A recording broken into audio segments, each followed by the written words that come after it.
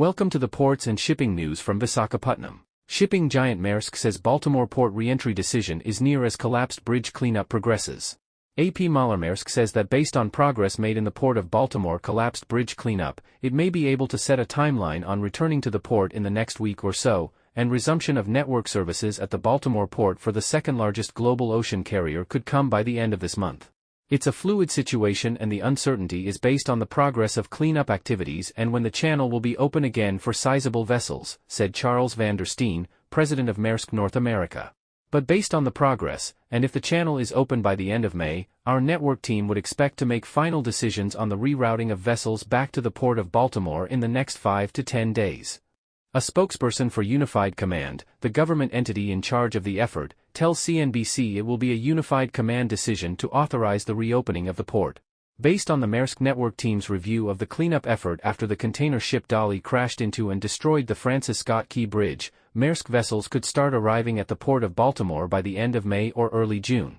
Van der Steen says the Maersk team has seen less than 200 containers taken off the Dolly over the last 9 days.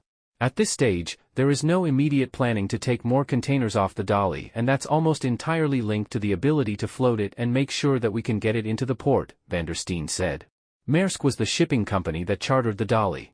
The process of removing shipping containers from the 984-foot-long Dolly began in early April.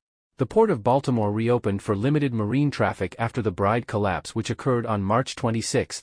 Unified Command has said the goal is to refloat the Dolly by May 10, with the main goal to have the main 50-foot deep channel set to reopen by the end of May. We at this stage have helped our customers create mitigating solutions through either Norfolk or Newark, both of the road or through shuttle, Van der Steen said. The port of Baltimore is just one of the headwinds facing Maersk and the global supply chain.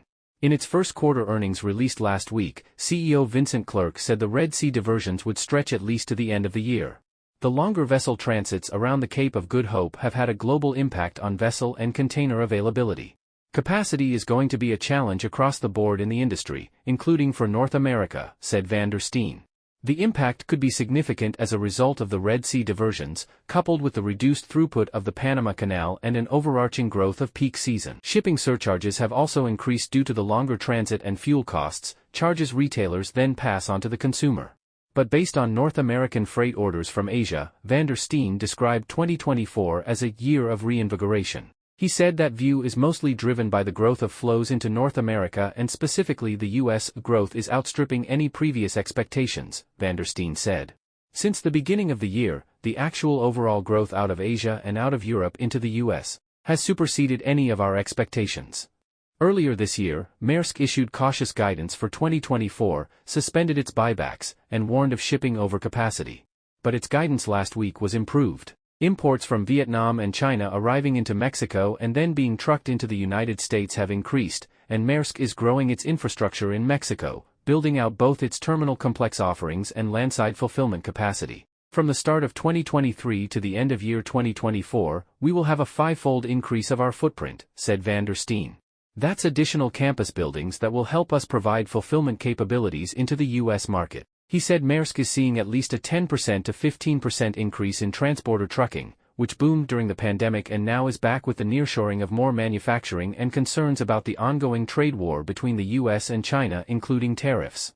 Peak shipping season, which starts in June and continues through the summer for the back-to-school shopping and then the holidays, is expected to be normal in volume, Van der Steen said. There's nothing that indicates that it would be a slower peak season or a bigger peak season, said Van der Steen. We believe in normalized peak season.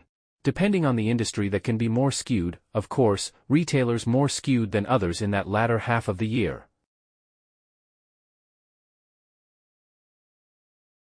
Thanks for watching, see you soon on next video, have a great day.